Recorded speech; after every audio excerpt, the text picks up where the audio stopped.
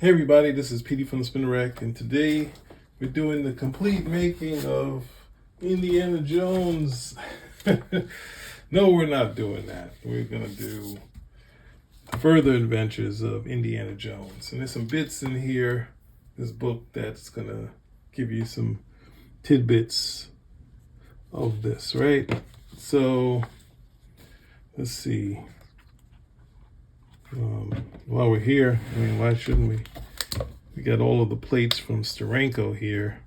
So we got this nice page of all the plates he did for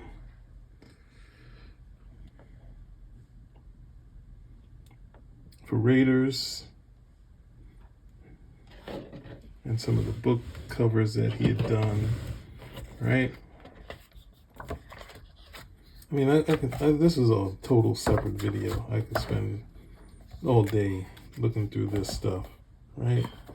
But we're only going to go to here, right? Right here, where the title for it comes from. The Further Adventures of Indiana Jones, starring all the cast and crew, right? Kathy Kennedy, remember her? Right? So the title comes from here. We have the cover, which I just showed you. And here's a nice tidbit here. The pencils.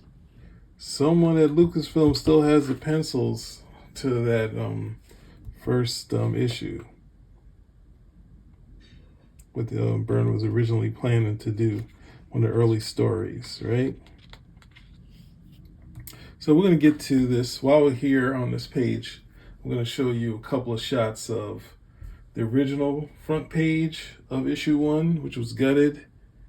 This is a thing of Indy's, his what would this be, his study with all his artifacts before the film had done it. And then you see later they would do it in a magnificent form on film. They have a picture of that. But I definitely want you guys to see this. And what else? Then there's pencils, will be breakdowns, because Byrne was working with breakdowns, and it was possibly the book where Terry Awesome was going to become more like Klaus Janson, doing a lot more finishes. But this would be, I think, one of the, no, he also did finishes on, what's that thing, on Doctor Strange. He did a lot of finishes on that. So ultimately, yeah, he could have become like a Klaus Janson, but never seemed to happen, right? So here we go. So instead of those two images, we start with the action scene, right? And we have him about to take out this cigarette, right, out of her mouth, and he does. And saying that he needs some practice, right? And he's about, this is nice. So he's, he's a point with a former student, which is Charlie Dunn, who was a headstrong, irresponsible, undisciplined, best student I ever had. That would be great in a movie. So he's there, meets this guy, and he talks about the icons, Icomenen. Right? And so he's about to show him the information that he has, and stabbed in the back, like one of those great movies, Gunga Din or something like that. And they can't see who did it. He's gone. But the map and the plans are there. So Indy said he's on a leave of absence. He's leaving school already, right? And flying off with some great mise en scene here with Byrne and listening with Terry backgrounds, but not as clean as normal. It's a little dirt in here, right? Look at there. Go from Africa to Kiricombo, right? And he runs into Edith Dunn, the sibling to the person who just died, right? And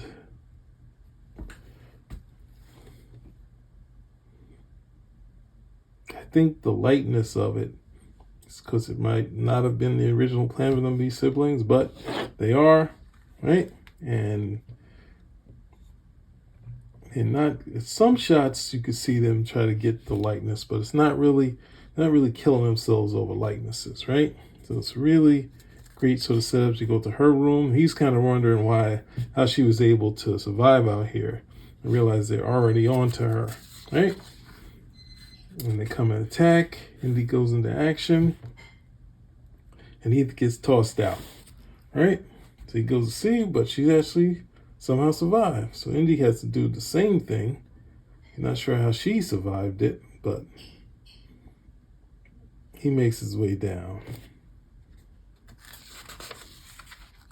And this is it. This is what we would have gotten every month, right? So Indy on the move. Look at this. So the layouts has a little, one of those like Steranko type feels of just the basic layout, not his going Steranko, but the Nick Fury issue 1. And he follows them and runs to gets closed in and drops in a trap door with mice. So I'm not sure. This is a breakdown thing, so it could be a lot of stuff that Terry else. This would be different from that picture I showed you of the pencils, where Byrne did like a lot of. I guess I should show you while we're here. Since this kind of page, Terry would be adding a lot. This is kind of from full pencils to inks, like the X-Men style books, right? So we're gonna get to that in a second, but let's keep going, right? So I don't know, Terry could have added the rats too. And all that adding zips, all the stuff to add grit, and they run into Solomon Black, right? And he's got his gun out, but they say since they got this done, there's not much he's done, so there's not much he can do, right? So here they got kind of close to looking like Indy, right?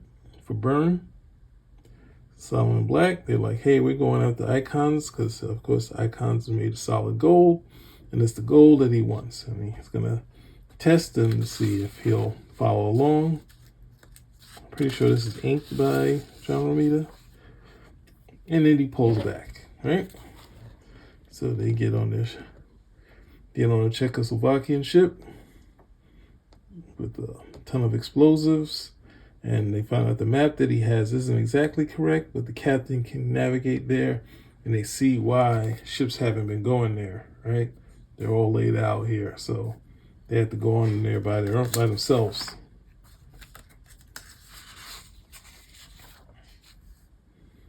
All right, so then they come, and this one we've seen in like American Gods. They get hit with these ton of arrows. Then Indy tests it, and then it's actually booby trapped. So then they're going to slowly make their way through there, and they make it out without hitting the booby trap, right? So they go in here, right? And it says the style of it is not like any African culture he knows of. They go in and he finds the icons. They're real, right? Now, this ultimately is similar to like the Castle of the Crystal Skull, all those guys. That's another shot, right? So he sees them. It's like the detail is incredible, but it's actual people covered in gold, right? And then some of the priestesses that are from the town, they're going to take a liking to them come touching the icons, so they're going to put them in gold too, and that's how we get our icons, right? And it's not looking good for Indy, right? Now, this is during that period where Shooter wasn't allowing 3-parters, and he was kind of iffy on cliffhangers, so he didn't want too much of it to be an ad for the next issue. So, right, got this gorgeous cover, right? And there's a change that happens. The inking is the same, having the zipper tone and Terry on it, but new writer. or scripter, right? Denny O'Neil or Missouri O'Neil. And Byrne was in Chicago just doing layouts, right? So that's the plan. Go from, I think, some breakdowns to layouts. Let's see, what does it say in this issue? It says layouts. So Terry was working from layouts, so that's even less detailed than breakdowns. So it's asking Terry to add a lot to it. But it's not like curvy layouts where it's kind of like stick figures. It has Byrne's sort of figures, but no sort of suggestions of light and dark, that sort of thing, or blacks, right? So while there's some shooting going on in here, they have to get out. So Indy thinks fast. He swings towards the lever. When he hits it, they make it out, right? As they try to make it out, they get caught by Solomon Black, and one of his operatives gets hit by a poison dart. So they're going up against these natives with some firearms. He has to save Edith because she's deer in the headlights. And of course, they shoot out and kill everyone, which is terrible, right? So they're taking them back, and they're taking the icons with them, right? They lock them in, there's nowhere to go. So then Edith has an idea. We've seen her in the rough. She kind of dolls herself up. And Indy doesn't believe it, but then when he sees, he's like, wow, she amazes him, right? She goes in there, because the guy falling for a pretty lady, takes him out. Then Indy gets to the radio, right? And then someone shoots at him, right? And a minute later, we see she's there. She's telling these guys that come after, but someone gets behind her and they capture her, right? So now she's had it. Solomon has had it with them, but at the same time, Indy's radio call was out. They were already worried about some Russian submarines, and of course they attack, and immediately this thing goes down. Now, I don't know if he would have enough time to see it and then escape, but it makes it more fun. And they get on one of the, and this is a period where America isn't at war with Germany, so it gets their help to get out of there.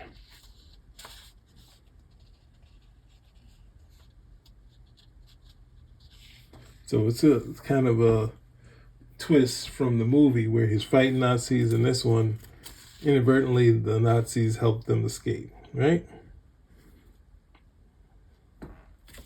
They're going to take these to the museum, and she's telling them being careful with that, right? And she's going to be big news for her, right?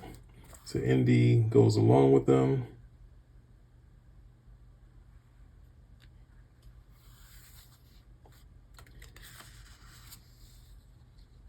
At that point, he realized, he lets her know he knows what's up, that Edith was in on her brother's death, right? And he realized that she was the one who shot the radio and had someone else kill. Who was this guy? Who's the pilot? And this is her boyfriend. And they realize that he might just be in it for the money, but she's kind of taken with him. This is a couple of nice shots of him looking like him, right? So Indy took his time to figure out what was inscribed and what they were saying. So he says the chant, and the icons get up. Now, I don't think Byrne drew this stuff here, because it doesn't look like what he would do, anything close. But he gets, he's the only one with the shoot. So he jumps out, and this ultimately would be Byrne's exit from the title too, right? He jumps out. So this is the kind of cliffhanger that Shooter wanted. not something that would lead you to the next issue, but ending with him. Well, we know he's going to survive, right? He got a parachute, right? So now we did all of that. Let's give you some behind the scenes, right? That's from this book that gets more beat up every time I bring it up here. Talk with Jim Salicrup. He talks about that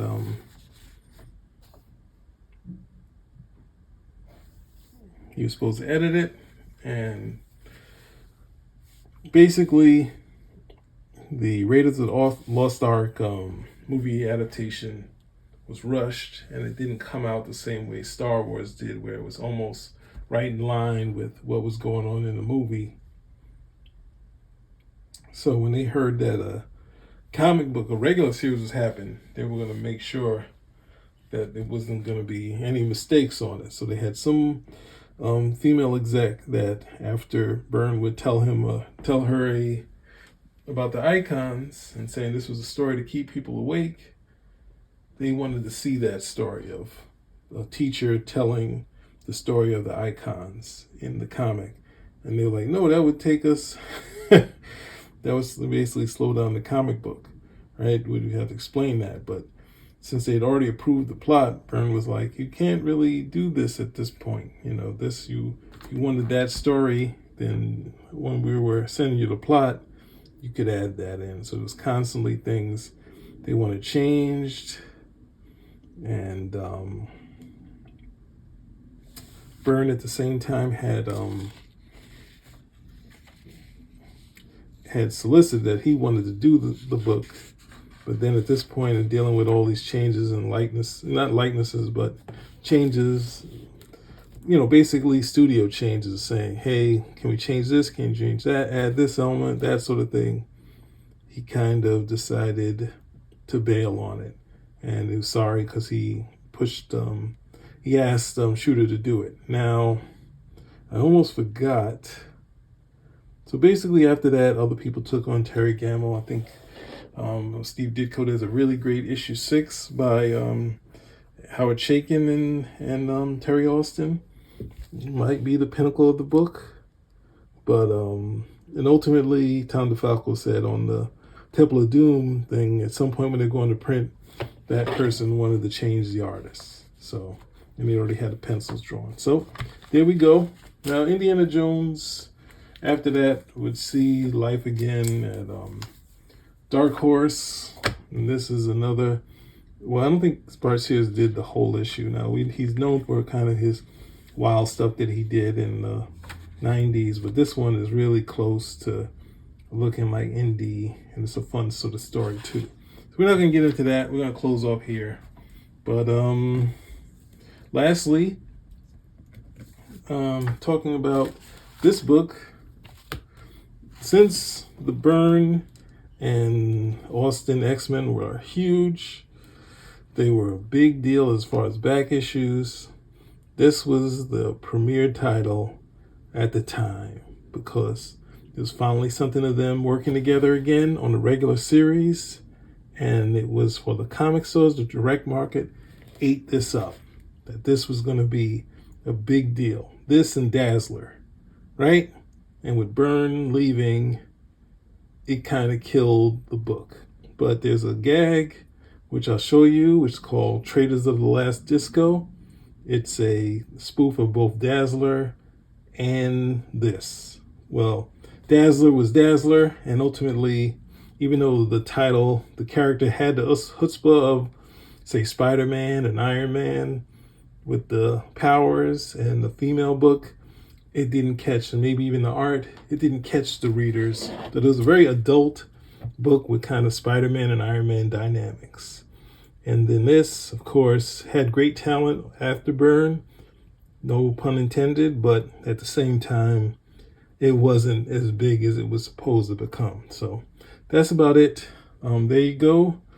If you like, I'll go through this indie book.